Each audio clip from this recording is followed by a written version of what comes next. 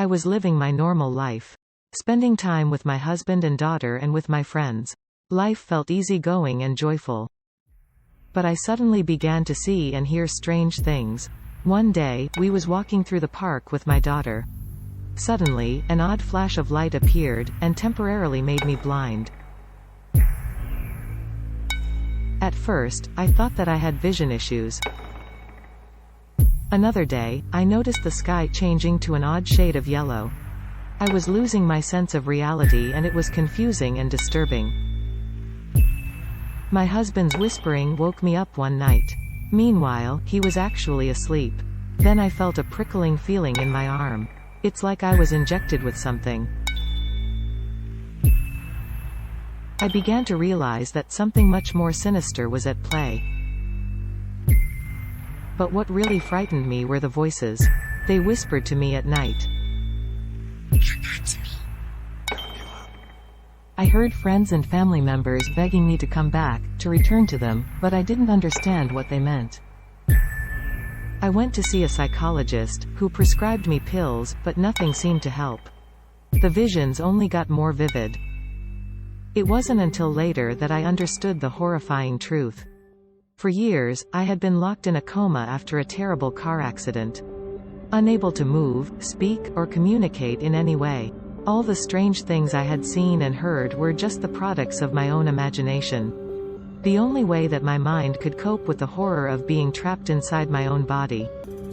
My husband and daughter had been in the car with me, but they had survived the crash unscathed. I was less lucky that day. As a result, I was trapped in a coma suspended between life and death. But I was still there, somehow, listening as the doctors discussed my hopeless condition, and struggling to break free from the grip of her own paralysis. It was a nightmare that never ended. As I lay there, I could hear everything that was happening around me. My family's visits, the doctor's conversations, and even my daughter begging me to come back. But despite my best efforts, I could not seem to wake up. One day, I heard the doctors discussing my condition with my husband. He was trying to convince the doctors to give me another chance. But they refused to listen, telling him that it was too late, that there was no way my brain could have survived for so long in a coma. They said that there was no hope for my recovery and that it was time to take me off life support. My heart sank as I heard this. I knew that I wasn't ready to go yet. I could still hear and feel everything, and I desperately wanted to come back to life. They turned off the machines.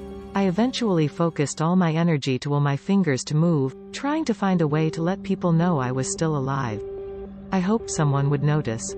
No one did. I screamed and cried inside my mind, but it was no use.